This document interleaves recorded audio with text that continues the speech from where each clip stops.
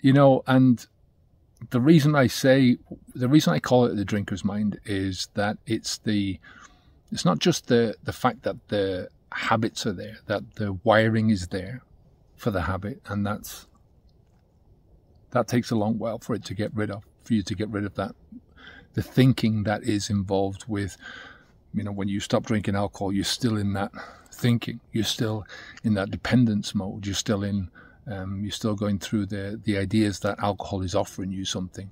You're still within that conflict mode where your brain is saying to you two things: please go back to the alcohol, and please never drink alcohol again, right?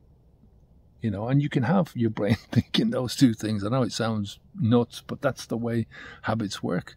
You know, the habit is embedded. The habit is a default behavior, and your mind will shift to that default behavior very quickly. So that's what I'm talking about with the short-term drinker's mind. In terms of the long-term drinker's mind, it is the narratives that you're telling yourself, the stories that you're telling yourself about your previous alcohol life. You know, this is why people go to AA 20 years after they've stopped drinking alcohol, or they're still thinking about themselves as, let me put it this way. Why I say they're still in the drinker's mindset is because they still think, there are people who still think that they believe that they are drinkers who can't drink, right? That there is a reason why they can't drink anymore, that there is something inside of them that is broken, that forces them into stopping drinking alcohol. And it's this idea of one drink is too many and 100 drinks is not enough. And they still perpetuate that idea inside their own minds. Now, there's a lot of different reasons why this happens, but the alternative is to think of yourself as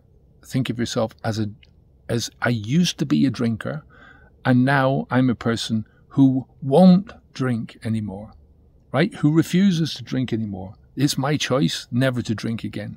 You know, I hope you can see the difference and how each of those framings is going to alter the way that you not only view alcohol, but view yourself, and ultimately how you view your life, how you view what you're capable of.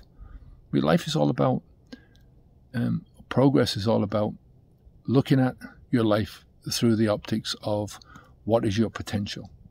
And you can reduce your potential as well as expand it.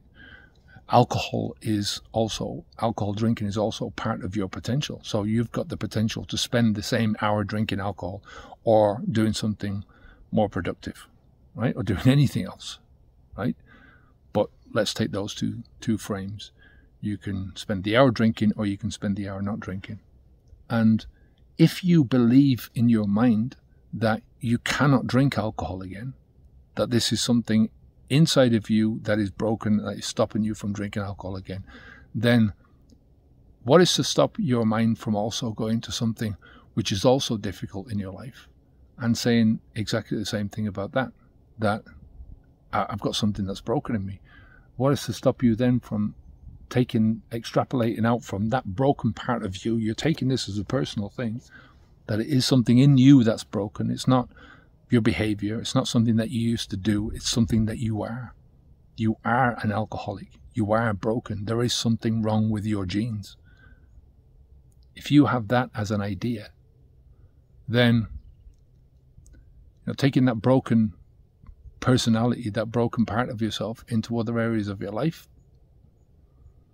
it's easy then to kind of see that, it's not going to end well. You're reducing your own potential, your own idea of potential. I mean, your potential is there, regardless of what you think about it, but it's not the potential that is there for you. It's the potential that is open for you. If you're a drinker, you still have the potential for not drinking, and you have all the potential that is there open to you,